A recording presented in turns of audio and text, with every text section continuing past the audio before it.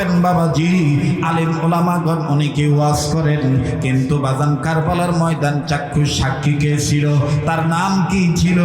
অনেকেই বাজান আপনাদের সামনে অনেকেই খুলে বলার সময় পান না।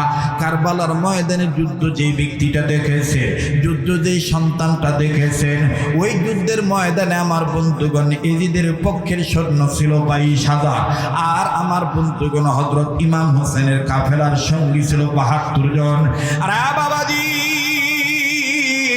এই 22,000 সৈন্যর সাথে 72 জন মানুষ কি করে লড়াই করলো?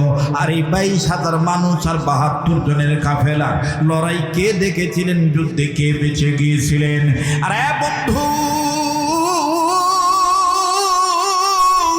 যিনি বেঁচে গিয়েছিলেন তিনি অন্য কেউ নয়, তার নাম হলো আমার বাবাদিরা জয়নুল আবিদিন রাদিয়াল্লাহু তাআলা আনহু। আল্লাহু আকবার, আল্লাহু আকবার। জয়নুল আবিদিন রাহমাতুল্লাহি আলাইহি, আমার ভাইরা, যিনি হলেন আউলিয়াদের সরদার। আল্লাহু আকবার, আল্লাহু আকবার।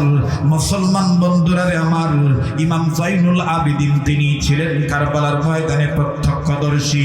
তিনি বলেন, পৃথিবীর মানুষ, কারবালা কারবালা বলো, কারবালা কেমনে সংগঠিত হলো?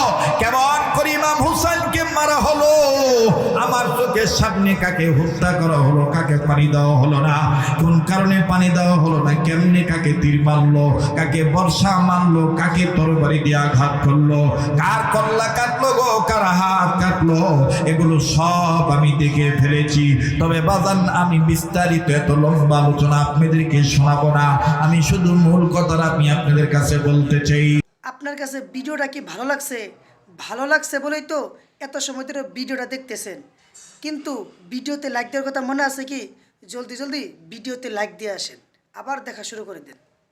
হযরত ইমাম হোসেন রাদিয়াল্লাহু তাআলা আনহুর বাবার নাম হযরত আলী রাদিয়াল্লাহু তাআলা আনহু। আল্লাহু আকবার। হযরত আলী রাদিয়াল্লাহু তাআলা আনহু, যাকে বলা হয় আসাদুল্লাহিল গালিব, যিনি হলেন শেরে খোদা হযরত আলী। হযরত আলী রাদিয়াল্লাহু তাআলা আনহু, আল্লাহু আকবার, আল্লাহু আকবার। উনার জীবনে হযরত আলী রাদিয়াল্লাহু তাআলা আনহু কাউকে কিছু না বইলা কাফেলার সাথীদেরকে থামাইয়া উনি জায়নামাজ বিছাইলেন। জায়নামাজ বিছাইয়া উনি 2 রাকাত নামাজ আদায় করলেন।